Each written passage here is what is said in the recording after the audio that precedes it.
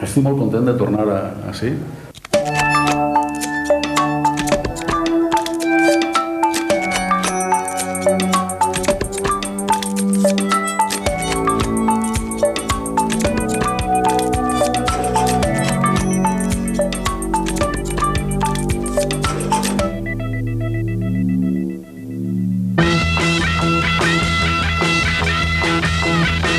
Iniciem un xicotet viatge, un viatge en què des del primer quilòmetre l'art serà el nostre guia. No vull perdre'm ni un sol detall.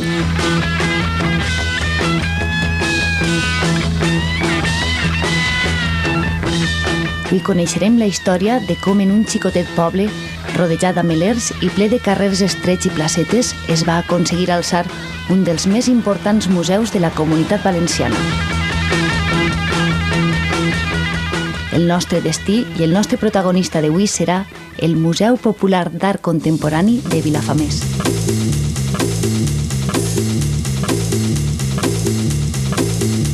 La poderosa presència dels diversos edificis medievals que hi ha a Vilafamés caracteritza enormement l'aspecte del poble. Estos edificis han tingut múltiples usos al llarg dels anys i han tingut diferents restauracions que n'han garantit la pervivència i el perfecte estat en què es troben en l'actualitat. Ja en el centre de Vilafamés, un detall ens avisa de que en este poble l'art està molt present. Així és on he quedat amb Antonio Agost, arquitecte que coneix el Palau del Batlle abans que es transformara en l'actual Museu d'Art Contemporani. I en quin estat estava el palau quan el van agafar? El estado del palacio realmente, era catastrófico. Era el resultado de un expolio que durante 100 años se había ido sucediendo. Aunque tenía propietarios legales, desde las guerras carlistas con sucesivos saqueos, durante la guerra civil sirvió de acuartelamiento para la tropa.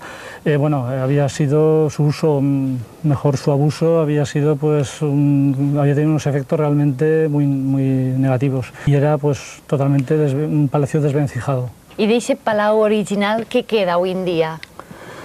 Del palacio original queda mucho. Formalmente el palacio queda toda su base tipológica, todo su estructura original. Lo que se hizo fue una consolidación, evidentemente, y una adecuación con ciertas aperturas, implementar escaleras donde hacía falta, pequeños pasillos y una labor de restauración de superficie realmente, pero básicamente la estructura del palacio sigue siendo la original, la gótica original. El gótico es un estilo que aún recoge el interés medieval del que lo mejor y el valor está dentro y la proyección exterior es secundaria. Así es, el estilo gótico abre ventanas de dentro a afuera, nunca planeadas ni ordenadas en fachada. Entonces es muy evidente ver realmente una serie de ventanas anárquicamente dispuestas, aunque funcionalmente posiblemente están muy bien situadas.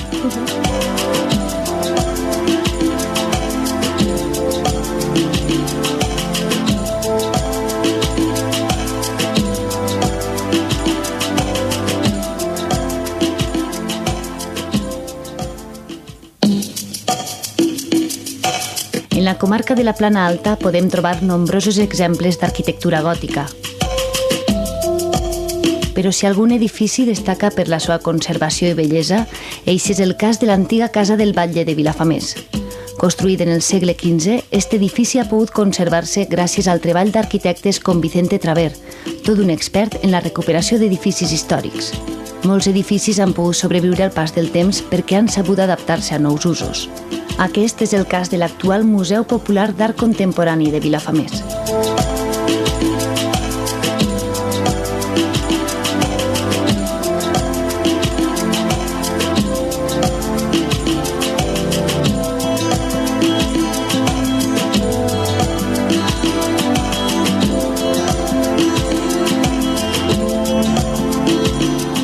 Manuel ha nascut i ha viscut tota la vida a Vilafamés. Ha sigut agutzil, ha sigut bibliotecari i ha sigut el primer videll del museu. I ara, com veuen, regenta esta tenda de regals ací al poble. Manuel, ací podem veure de tot. Així n'hi ha un poc de tot. Ve ceràmica, ve artículs d'artesania dels artistes de la zona i també n'hi ha algunes obres d'art, de pintura, escultura, d'alguns dels artistes que n'hi ha representats en el museu que tenim en Vilafamés. Doncs ahir precisament vull anar jo i m'agradaria que vostè m'acompanyara, que segur que se'l deu conèixer d'allò més bé. Encantat, sí? Per mi no n'hi ha ningú problema. Doncs anem, si vol. En marxa.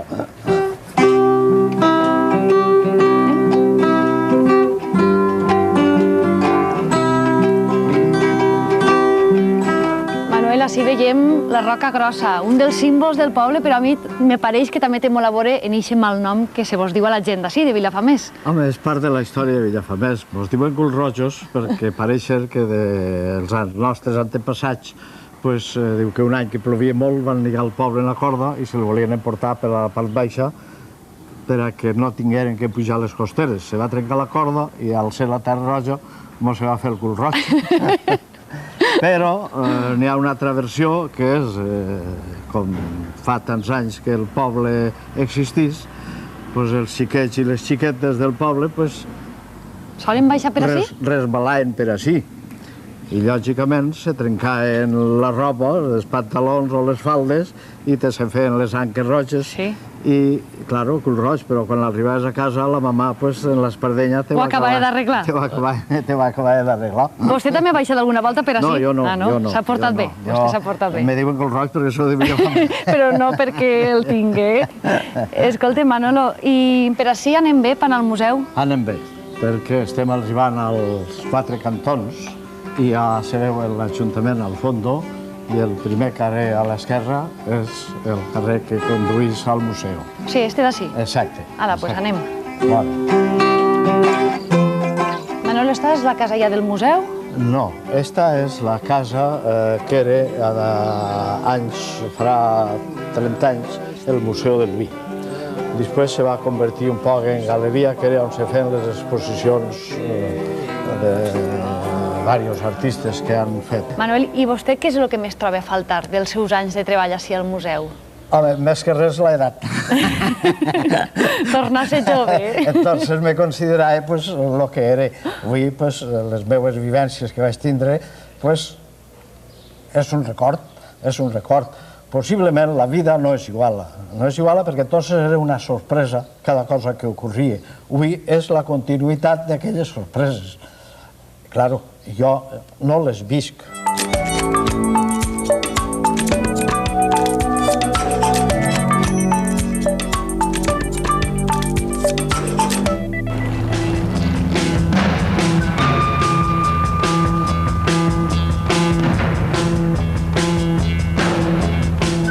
Abans de convertir-se en el centre de difusió cultural que és avui en dia, el Palau del Batlle ha sigut propietat des de sempre de la família Mas.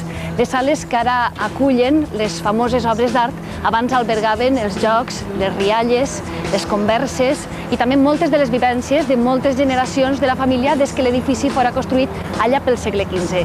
He quedat Maquela i Lourdes, les netes de la darrera propietària de l'immoble.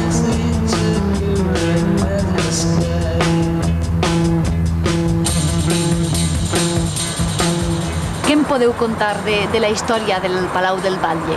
Éramos un poco jovencitas y no lo disfrutamos como teníamos que haberlo disfrutado porque éramos muy chiquitinas cuando la casa no estaba habilitada en esos momentos. Nuestros padres sí que disfrutaron y nuestras abuelas, por supuesto, pero que nosotros no llegamos a ese momento. O sea, la vivimos de fines de semana que íbamos porque ya estaba un poco la casa ya como desocupada, ya no había sitios para dormir, pero íbamos, disfrutábamos ahí, pasábamos el día y una casa, pues la verdad, muy bonita.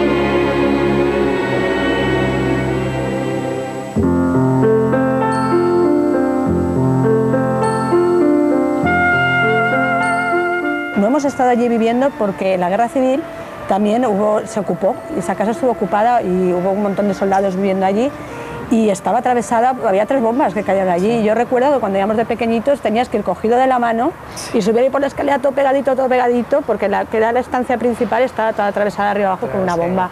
Y ahora la cosa es que hasta que no llegabas a la parte delantera, que ya se podía, pero tenías que ver bien dónde chafabas, por eso un día tenías que tener mucho cuidado.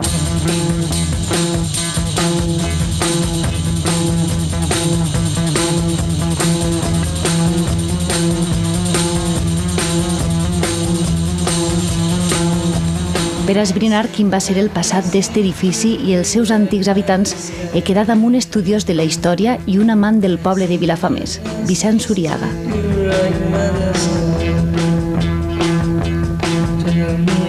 I l'edifici de quina època data?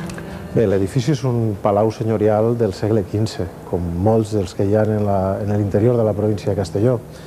Té les característiques formals dels palaus gòtics, en un pati interior, les seues cavallerisses, la seva bodega.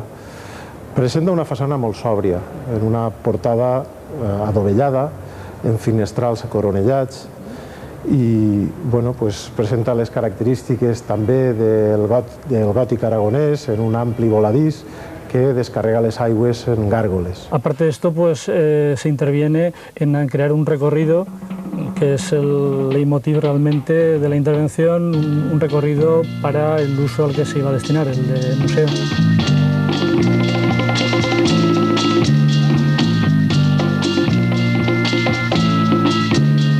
I pel que fa als materials, quins són els més emprats en aquesta construcció? Bueno, realmente el material estrella es la piedra del lugar, la piedra de rodeno. Es una arenisca de color gris rojizo, muy curiosa en cuanto al carácter que imprime a toda esta zona, ese color rojizo que se ve en toda la parte alta del pueblo.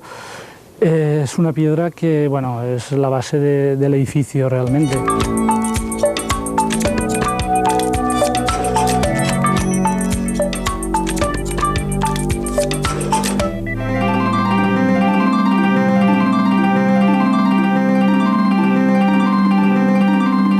Manuel amablement ens presenta José Garnería, el director del Museu Popular d'Art Contemporani.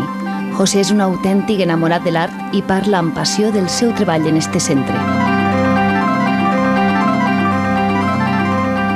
El Museo Vilafamés, una de sus características es que representa los años 70, no solo a nivel Comunidad Valenciana, sino incluso a nivel nacional, representa muy bien lo que se hacía en aquella època. La col·lecció d'art contemporani del Museu de Vilafamés és una col·lecció molt interessant, sobretot per tots els que som amants de l'art. Ahí trobem peces fonamentals de la pintura valenciana de la postguerra. Tots els artistes valencians que han sigut algo tenen obra en el Museu de Vilafamés, des dels pintors de l'exili, des del grup Parpalló, des del nourealisme, l'hiperrealisme, la pintura sígnica. Vull dir, n'hi ha tots els moviments artístics contemporanis de la pintura valenciana tenen representació en el Museu de Vilafamés. Per què Vilafamés? Perquè és un poble no massa gran. Sí, pero es un pueblo mágico. Mágico porque yo me he encontrado con muchos artistas que han venido aquí, sobre todo en los principios, en los años 70, y ya sabes que hay artistas que tienen una cierta indumentaria, los pelos mucho más largos, tal, etcétera, y la gente no se ha extrañado nunca de ningún visitante.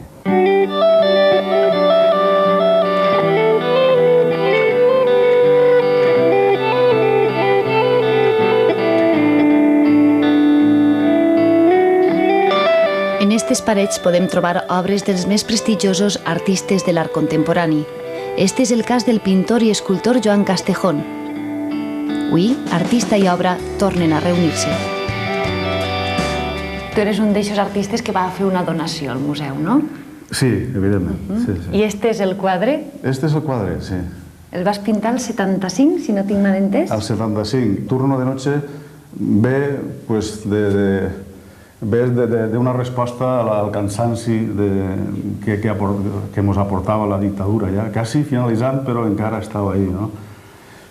I d'alguna manera jo vull representar això, és a dir, la meva solidaritat amb gent que fa hores extres, que té que treballar per la nit, i ara el torno a veure després de molt de temps i quasi que el justifique, perquè estava molt solidaritzat en aquests temes socials i de manca de llibertat, veritat.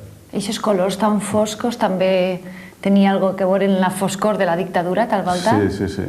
Era negre tot. Era una cosa que... La veritat és que aquestes obres eren una mena de teràpia per a mi. Era com intentar traure dimonis de dins, i a més uns dimonis que tenien que veure, ja te dic, en la problemàtica social. Però jo tinc la idea de canviar este quadre. Ah, sí? Sí. Vull fer un turno de dia i vull canviar-lo perquè és massa tràgic. I quan vas arribar fa 30 anys a este museu per primera vegada, què és el que més et va cridar l'atenció? Bé, l'edifici és preciós. El Palau del Batlle era una meravella, Tenia un aire paradòxic, perquè tot aquest edifici tan seriós i vetusto, que fora contenidor, vull dir, que habitara l'art contemporani dins, li donava un aire molt especial, molt romàntic inclús, A mi em va encantar. Recordo la festa aquella com una de les millors de la meva vida, una festa que participava tot el poble i demés. I sobretot recordar que tenia raó Vicent Aguilera quan el va elegir com a museu. Si hi ha un nom fonamental en la història d'este museu és el de Vicent Aguilera Cerny, el seu fundador i un dels més destacats investigadors i crítics d'art de la nostra comunitat. Per conèixer més dades sobre la seva vida i obra, contem amb Mercedes Aguilera, la seva filla. Mercedes, com era ton pare, tant professionalment com a persona? Pues era como persona muy apasionada y eso creo que se traducía en su vida profesional. Desde muy joven se interesó por el arte y a él dedicó toda su vida. I com va sorgir i quan el projecte de fer un museu a Vilafamés? Verás, teníamos un tío que se había ido ya de mayor a vivir allí, buscando un sitio de paz para sus últimos años. Y siempre nos decía que teníamos que hacerle una visita, que vivía en un sitio muy bonito. Y ese fue el principio. A mi padre le encantó el pueblo, encontró que era un sitio maravilloso, el paisaje, los edificios, todo. Y ya conoció allí al alcalde, que era Vicente Benet entonces, y en esa primera conversación mi padre, que como te he dicho antes era muy vehemente y muy apasionado, ya le propuso qué le parecería si consiguiéramos en este edificio fundar un museu d'arte contemporani. Perquè què va suposar l'obertura d'este museu a principis dels anys 70 i tenint en compte que va ser el primer d'art contemporani que s'establia a la comunitat? I a més que aportava moltes novetats. Aportava en principi, jo sé, la participació dels autors, des de la cessió de les obres, inclús la possibilitat de venda, una sèrie d'històries que no ocorreixen en altres puestos. I sobretot, que té molt de mèrit, en uns moments molt especials de manca de llibertats i de més, atrevir-se a fer una cosa així és una cosa extraordinària per a mi.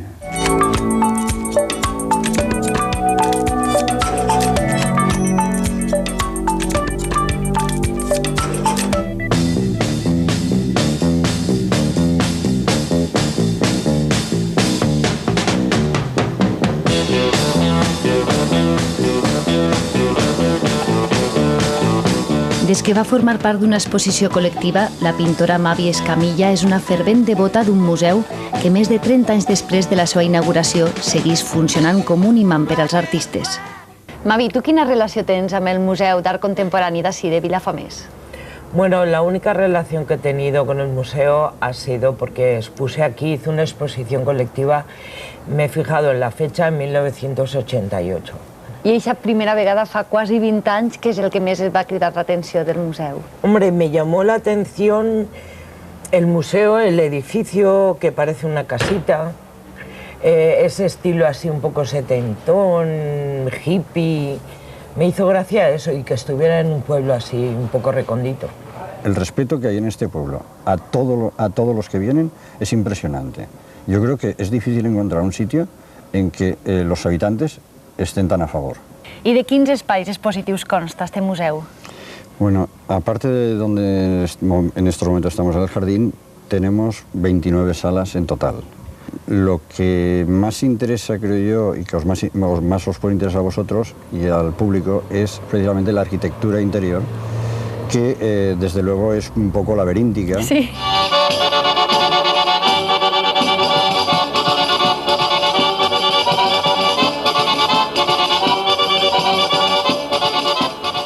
Estamos en la zona de arte geométrico, en este caso esta es de Gabriel Cantalapiedra y parte de obra cinética, como por ejemplo la de Elena Sins que tenemos aquí, que bueno, este es un cuadro de los años 70, de los más importantes en España en ese sentido y sobre todo de este artista, que tiene muy pocos de aquella época. Quasi cada vez marejante, quan el mires. Sí, un poco parece, pero bueno, está pintado en una época muy interesante. Y distintos tipos de geometría que después en la sala que vamos ahora pues también continúa la geometría, que es uno de los facetas importantes, como te he comentado. Aquí continuamos con la obra geométrica, en este caso pues tenemos ya bastantes esculturas. Sí. Y allí tenemos una de nuestras joyas, que es la obra El móvil de Eusebio Sempere. És mòbil, o sigui, se pot manejar, sí, bueno, ¿no? Sí, se puede, porque es bastante interesante ver la respuesta después. A ver.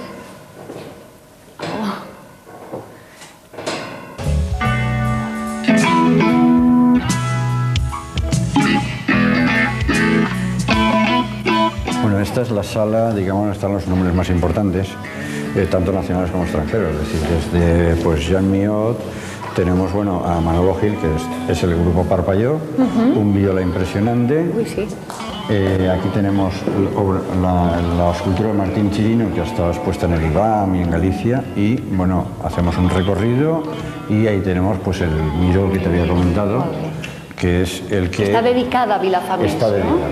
Exactamente.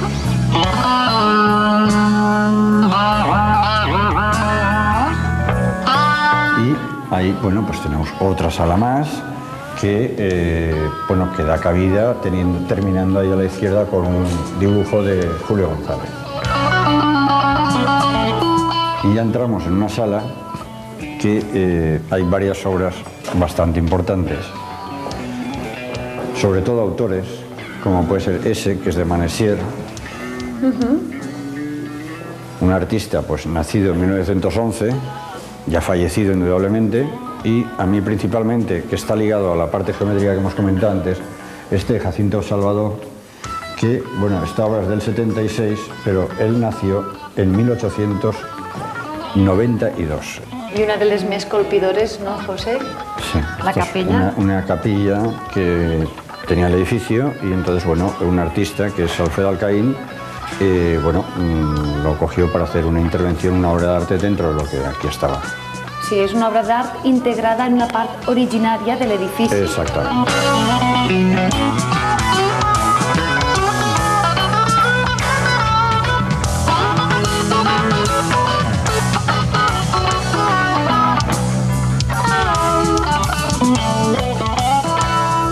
Había un salón muy grande, la zona central, con todo el techo artesonado, y entonces en un ladito había como un armarito, un altar, y entonces lo abrías y en ese momento, ahora hay una virgen también así muy moderna y con mucho graffiti, un poco que hay gente que le gusta y hay gente que no le gusta, hay quien dice que está un poco caricaturizado, a mí me gusta, la verdad está chulo. Passejant per les sales d'este museu i veient l'excel·lent treball d'adequació que se'n va fer, em resulta increïble pensar que aquest edifici en algun moment hagi sigut una casa particular. Com serien les estances, el mobiliari o la vida quotidiana, es podria tractar d'un interessant exercici de reconstrucció.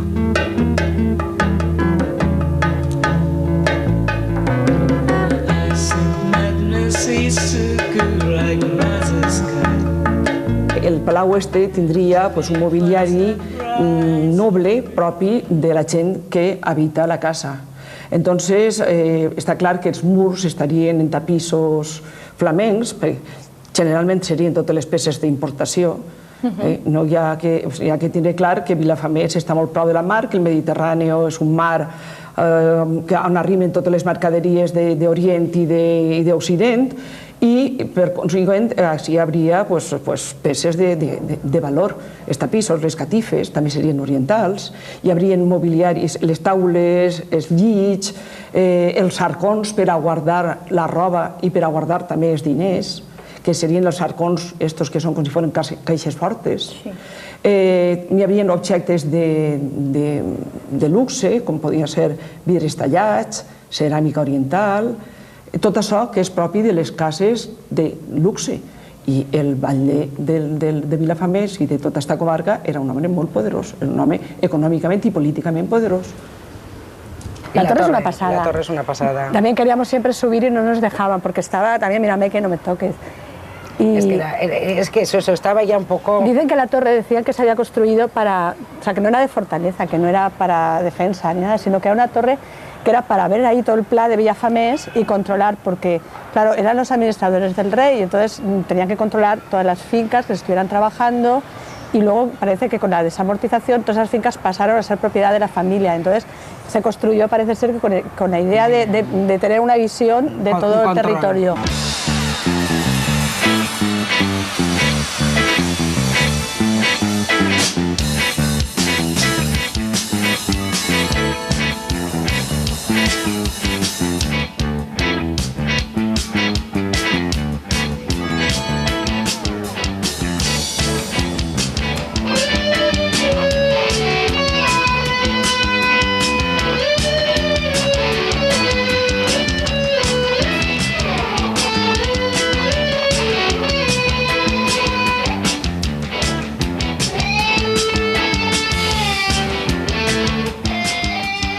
Anys abans que el museu obrirà les seues portes, el poble de Vilafamés ja treia les mirades dels artistes més inquiets.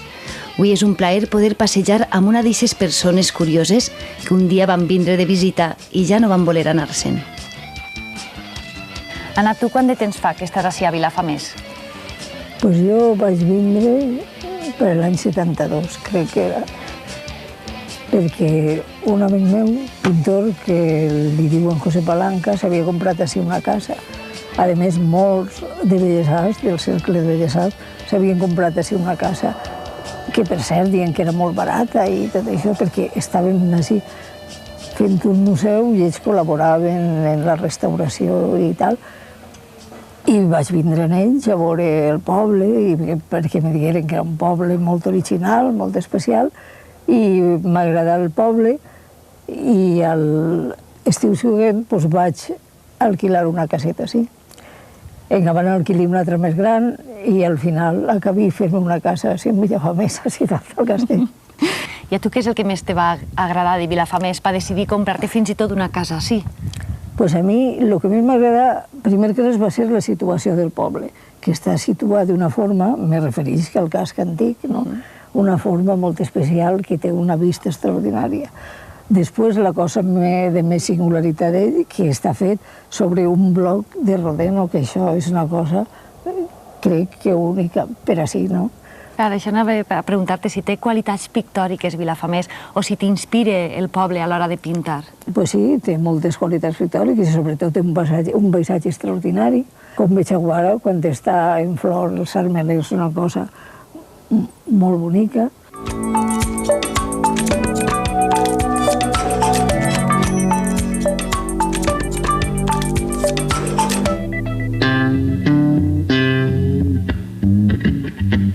Un passeig pel nucli antic ens dona la imatge d'un Vilafamés tradicional i de costums, però només cal endinsar-se un poc en el seu interior per adonar-se de l'enorme influència que l'art contemporani ha exercit en este lloc.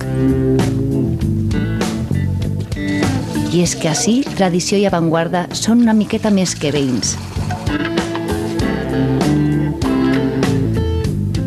Rafael, i a tu, personalment, quina opinió et mereix el Museu d'Art Contemporani d'ací, del poble? Jo crec que és un element molt important, ha dinamitzat molt el poble, ha donat un aire, podríem dir, nou, modern, inclús culturalment. Ara fa uns 20 anys o 25 anys, va vindre molt d'artistes, van comprar casa, van influir en la mentalitat del poble, en descobrir el poble, en fer que inclús la gent del mateix poble valorara el que tenia, el valorarà i l'estimara, que és molt important això, i la gent veu que és important. El que, clar, és art contemporani. I l'art contemporani, moltes vegades, és difícil d'entendre. No és tan fàcil com veure una imatge d'una senyora o d'un xiquet o d'un paisatge. A vegades un té que traslladar-se als sentiments de l'artista i el que volia reflectir.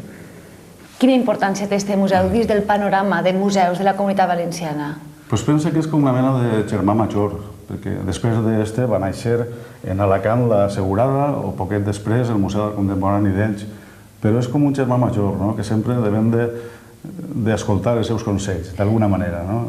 I jo estic absolutament orgullós de tindre una obra aquí i que, jo què sé, que funcione.